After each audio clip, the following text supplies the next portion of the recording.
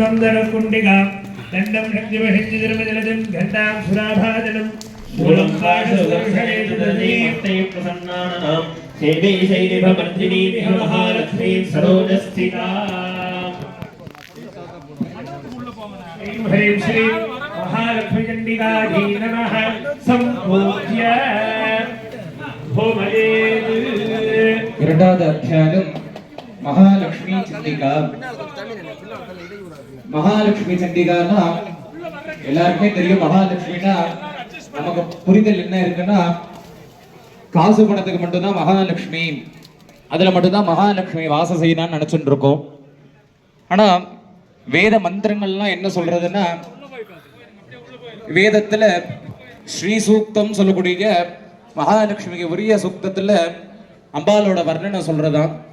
அஸ்வபூர்வம் பிரதமத்யம் ஹஸ்திநாத பிரபோதினி. மகாலட்சுமி எந்தெந்த இடத்துல வாசம் செய்யறான்னா, அஸ்வபூர்வம், அஸ்வன்னா குதிரைக்கு பெயர், குதிரையோட முன்பாகத்துல மகாலட்சுமி வாசம் செய்யறாளாம். ரதமத்யம், திருக்கோவில்ல இருக்கக்கூடிய தேருன்னு சொல்லக்கூடிய ரதத்தோட மத்திய பாகத்துல மகாலட்சுமி இருக்காளாம். அஸ்திநாத பிரபோதினி, அஸ்தினா யானைக்கு பெயர், யானை பிளிர்கின்ற அந்த சத்தத்துல மகாலட்சுமி கடாட்சம் இருக்குன்னு சொல்லிட்டு அந்த வேத மந்திரமானது சொல்றதாம்.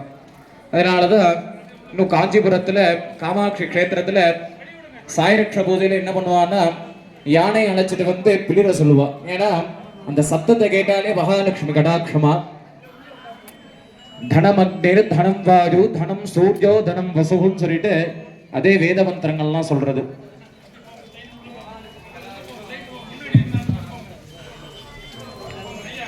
ஒரு நல்ல ஒரு அக்னியில மகாலட்சுமி கடாட்சம் இருக்கான்.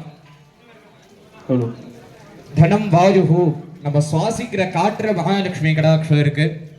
தனம் சூர்யா, சூரியன் சந்திரனுமே ஒரு மகாலட்சுமி கடாட்சம் அப்படின்னு சொல்லிட்டு அந்த வேத மந்திரங்கள்லாம் சொல்றது.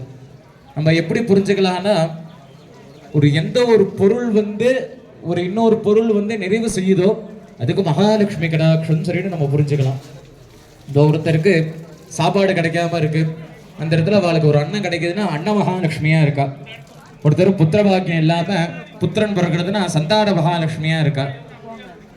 அதே மாதிரி ஆரோக்கியம் கம்மியா இருந்து ஆரோக்கியம் நல்லபடியா இருக்கா, ஆரோக்கிய மகாலட்சுமியா இருக்கா.